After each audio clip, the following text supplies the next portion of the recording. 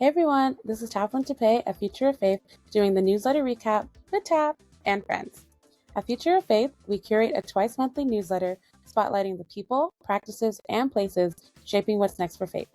Each issue invites you listening to the field through real stories on the ground, listening to each other through thoughtful conversations, and listening to the research that helps us understand where faith is headed.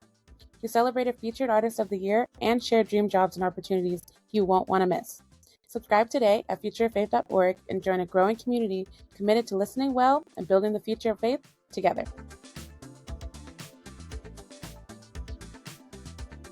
Hey everyone, welcome back to Newsletter Recap with Tap and friends.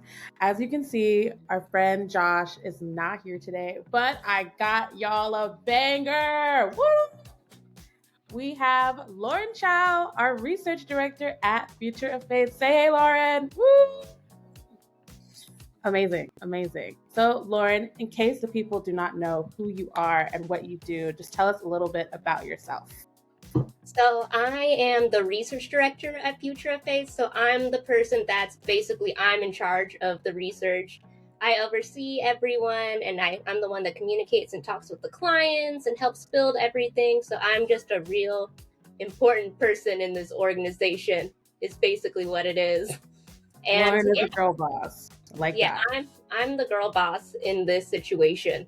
And amazing. Yeah, so basically I've been doing research for a long time now. Well, a long time now, like I'm 26 years old and saying it like I've done it for like over 10 years or something. But yeah, and I worked a little bit with the Presbyterian Church for a little bit, and I've done a lot of different religious stuff here and there. But yeah, I'm really excited to be here finally in this little newsletter recap because I've been waiting, and now it's finally time. Amazing. We're so happy that you joined us and that you're in the newsletter recap officially, because it is an exclusive club, as most people will tell you. So yes, exactly. Welcome. You are now a friend of Tap with the newsletter recap. Okay, so we are going to talk about our recent newsletter that we just had. Newsletter 52. 52 new letters is crazy, y'all, but we are flying through. So I just want to talk a little bit about our featured blog post that we have from our very own sacred listening and engagement intern, David. Lauren, you work with David a little bit, I would say, right? Oh yes, I love working with David. He does a lot of stuff for us, even though he is like a really big part of like the ministry practitioner area in our organization. He's really helpful when it comes to doing interviews or just a bunch of listening sessions. He is just one of the most brilliant people that I think I've ever met, and we're so glad that we actually have him and we got to keep him. Yes, David is so cool. I'm so happy that Gordon College is just giving him so much knowledge and so much of his time for us, honestly. But he recently came out with this really, really cool blog post that's called Between Anger and Grace in Minnesota. Lauren, did you have a chance to read it, and what thoughts do you have? It is honestly, I think it's an absolutely brilliant article. And just because he's brilliant in general and just him being able to put this into words, I think is absolutely incredible, because this is something that can be really hard to even just talk about and even understand at this point in time, just because this current time that we're living in, there's just so much racial violence and injustice that's happening, not just in this country, but just in this world in general. And just for especially for women like us, so a Black woman, a Mexican, Chinese woman, just people of color in general, we have that it's so hard to feel like we belong in this community just because there's so much injustice that's happening in this world. And so in this article, as he's talking about, there's this challenge of having this righteous anger, because there's a lot of stuff going on. I feel like I have a right to be infuriated about what's happening. But then at the same time, he talks about trying to also love the people that disagree with you or wish you harm. And I think I'm how the heck am I going to do that? I don't want to say I'm a petty person, because that's not what we're about. But at the same time, it's just I don't know how we're going to do this. So David isn't necessarily giving a solution saying this is what we have to do in order to do so and so. But it's giving there's an opportunity still that we can try to find a balance in all of this. What do you think, Tap? Do you kind of feel like the same way with kind of what's happening right now? Yeah, there's definitely a justifiable frustration for just being a person of color, especially in the political climate and in this world as a whole. Being a Black woman and seeing all of the injustice that's been happening, and then being married to a Mexican American man, it is like the world is against us, you know, and it seems as if that we don't really have a place to belong here. And how are we supposed to love the people that clearly don't love us and think that our positioning in this country isn't valid as the rest of them? So, but I love that David really does talk about, to the degree he loves his enemy and how God loves him is how he should love his enemy, in a sense. Let me not butcher the quote. He says, to the degree to which I love my enemy is the fruit of the degree to which I have received the love of God. And as we can know about the love of God that puts us in the Bible, is that it's unmeasurable, you know, like there's no type of limit of how much God loves us, and giving that back to our enemy is so powerful. I think about the fact that Bad Bunny, when he did the Super Bowl performance, and how he said that love is greater than hate and love conquers all. And it comes back from the biblical perspective where, you know, someone slaps you on the cheek, you turn the other cheek and you let them slap you again. Like the constant love and the constant humbling that we need in this country to be able to have that righteous anger still but not act on it is, David's honestly, like, he said it perfectly. And I really encourage all of you to read the blog post. I think it's probably one of our most read blog posts. Not going to give shade to anybody else, but it has been popping off. And I'm just so happy that people are really resonating with it, and also taking the time to just, you know, see how we can listen and love in a better way. So yeah, I honestly loved it and love David. Can't wait to have him on the newsletter recap one day. I'm sure he'll blow all y'all's mind away because of how knowledgeable he is and how a great person he is. He's absolutely brilliant. You just need to have really one conversation with him and you'll understand. They're probably like, why are you talking about David? Like, he's iconic. You don't understand.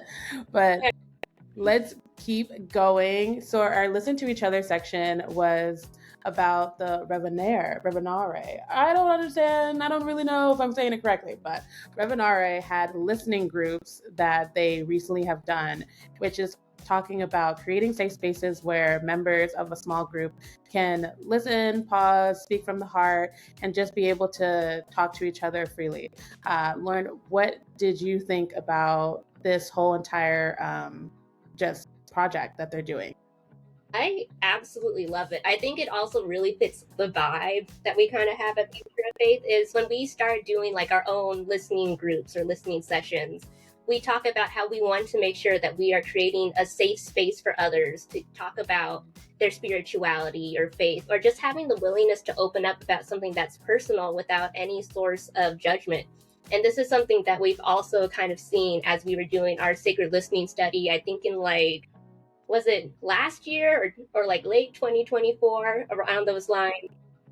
So seeing that like there is another space out there that is dedicated to, and they even like offer training is what I saw. And I was like, oh my God, this is incredible. But to see that there's someone else out there that understands like there is an importance to having a little sacred space to listen to each other, I think it's just incredible. Yeah, honestly, I really appreciate just the whole entire mission that we have here at Future of Faith, which is sacred listening, and how it's being brought out in other ministries and other places that we can all put into this newsletter. And that reminds me of Darkroom Faith, which is part of our Listen to the Research section, where I don't know if you know, Lauren, but apparently by 2050, we're going to have 35 million youth leaving the church.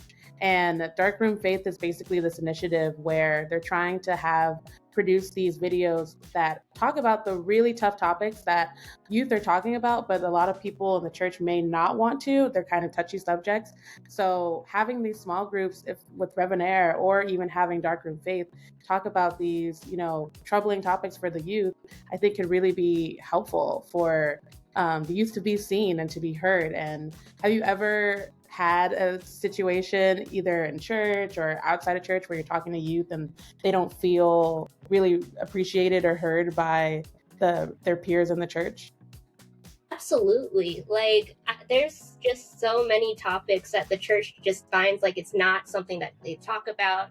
Or just like because the generation sometimes is a lot older and they don't really understand what youth are going through in the first place. And it makes it not relatable when they are hitting certain topics, like if there's something about like religion and science, or if they're talking about like, well, there's something kind of going on social media that's going on, or like my friend says like they want to go to hell or something like that.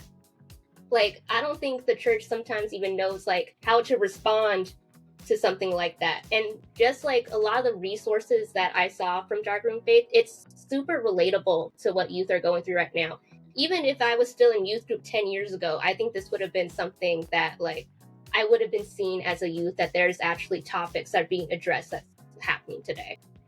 Some of the topics that I saw were about sexuality or just about someone questioning atheism, and just, really, it's really, really refreshing to see people actually have conversations and not be so judgmental about the questioning somebody has of their faith, and how they deal with that in today's world. Because, social media is hard. Just being a Christian has a different lens than it would, a couple years ago. So it's really cool, the fact that youth can go to this type of resource and say like, hey, actually I feel that way too, and see if there not necessarily can be a solution, but at least a conversation can start.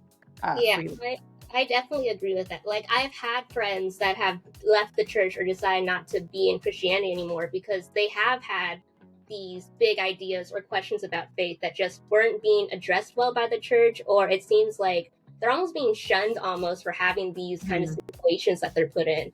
So it's something like, I really wish that there was something like this when we were in there like 10, 20 years ago. But to know that there is something now that is current and present, that like makes my heart lighter in some ways. Yeah, it's really, really cool. I'm really happy that I think the youth is going to go into a different direction. And I've been seeing recently that people are really interested in coming to the faith. They just don't know how to approach it. So having this resource, again, is like super cool. And I encourage all of you to check it out. So I messed up, y'all. I'm not going to lie. Last month, I was supposed to do Carmel's art, and I completely just forgot because I just wanted it all to myself. So now we have a double feature where we have February and March for Carmel's art, which is so, so cool. And I'm really happy because March ties into Lent, and she'll be having a series that goes from March all the way to October. So we'll be seeing different features. But Lauren, what do you think about Carmel's art? Because whenever I talk to Josh, I'm always the one that's like raving about her. But how do you feel about it? Honestly, it's gorgeous. Like, I was looking through her gallery and like I saw a little bit of like, because I was like, what medium is she using? It looks a lot like pastel, or like she's literally doing it, but it's like a little bit of like acrylic and stuff like that. But it's like, it's gorgeous. Like the colors that she uses, I'm like, oh my gosh. The one that stood out to me, it was called, I think, like the Illumination Ultraviolet. So it's like almost like this flower, but there's like text all around it. I really wish that like I was actually there in person so I can actually read all the text that she was saying. But there was like one sentence along the lines that said something like, I let go of expectations that demand me to do what I do not have. And I was like, that is so relatable. And I'm like, I wish I was actually there and I could read a little bit more of it. So everyone needs to look at this work. It's gorgeous. Like, everyone needs to see it. Yeah, Carmel is really, really cool. Definitely love just the sourcing of her materials that she does, and even the descriptions that she has for each piece of art. For her recent one that she did, that's called Sinnerman, that's based off of Nina Simone's album in 1965. She relates that to the scripture, Father, forgive them for they not know what they do. And it's really, really cool to see the tie-in with this old piece of music with, the new art that she's coming in and trying to intersect those two things. So I'm really, really excited about the rest of the pieces that she has, and I will not mess up again so that we can be able to see all of her art in whole. Really cool, and I'm really excited to have just a whole collection by the end of the year. But I'm going to wrap this up a little bit, but let's just briefly speed through the rest of our sections that we have. We had a what we're reading section that has a lot of cool books, but we already know our favorite book is Faithful Futures by Josh Packard. Yeah. As you guys know, we did a launch for Faithful Futures when it came out last year. It was the Faithful Futures Fund. We have webinars. We have free downloadable chapters. You can request a free book if you do your shared story. I know I want a free book, so I might be sharing something. So I would just say, if you guys really want to get access to Faithful Futures, there's so many different ways of doing it. I'm sure Josh would be so happy. That's all he ever talks about is this book. Just kidding. No, he doesn't. Well, a little bit. But, a little bit. Yeah, a little bit. But, and then we also have dream jobs and opportunities. There's like a ton of dream jobs that we have here from 10x10, Ministry Architects, ATS. Ooh, Lauren, we do work with ATS a lot. So I would say that it's a lot of cool places, a lot of cool people, and get hired, get some jobs.